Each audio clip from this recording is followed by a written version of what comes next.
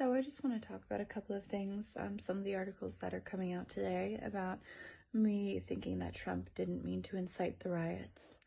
I think it's cute that that's the little takeaway that Complex gets from that. And especially with our relationship over the last 10 years, obviously completely disregarded, and the other bigger magazines, that goes for you as well.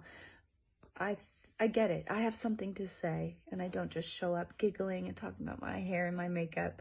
I was asked directly political questions for over 40 minutes by the BBC Radio 1, and I answered them, and I said, when someone is so deeply deficient in empathy, they may not know that they're the bad guy.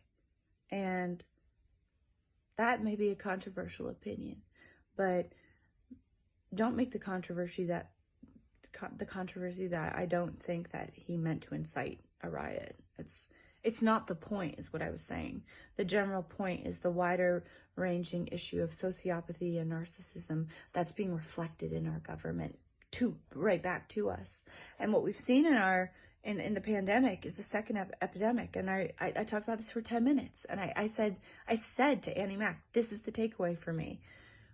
We've seen violence within the household increase 300-fold throughout every county of America. 911 calls going up 300% because of issues of delusions of grandeur between one partner or another, and the violence that stems from that, and the chaos.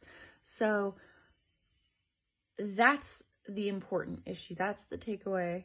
And that's what I said in my interview. So I really don't appreciate being painted as some like white Republican who has always been given everything, and supports the incite of a Capitol riot. I freaking grew up struggling, working my ass off. We had nothing, period, no matter what the story is. And I said in one of my very few interviews with Mojo magazine, like a couple nights ago, the real story, what I've told people, is a lot more beautiful than this myth. It's like that notorious side, that polarizing side. I don't get it. I personally don't get it.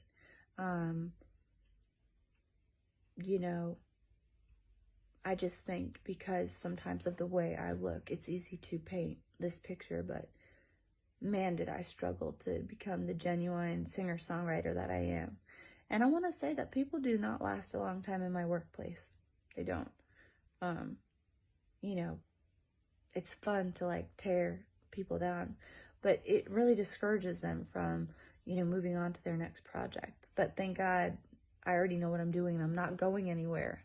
So I just want to remind, magazines like Complex or bigger platforms like Tone Deaf and things like that, that it is actually important to talk about inclusivity if people bring it up. So I address it. I could stay quiet, but why?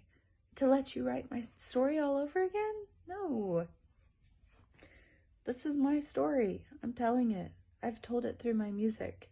Hasn't all been pretty and easy, but, I'm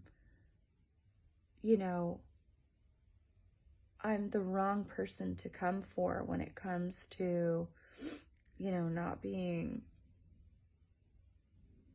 inclusive or liberal. Not that I, ever focused on either one. I always just focused on the music. But if people want to make it political, I'm down. But listen to the entirety of the 40-minute interview. So,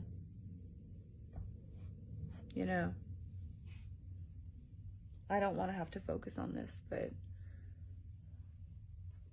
it is what it is. I'd love to get to the point one day where we just talk about the music. But until that day, I want you to know my story. I don't want you to know what people write about and take. I don't want you to know that those 5 words that people took out of a 4-minute interview, 40-minute interview is what the takeaway is, because I have my finger on the pulse and I'm watching the news and I'm gathering up all the information the same as everybody else. And I was deeply concerned about the storming of the Capitol, so fuck you.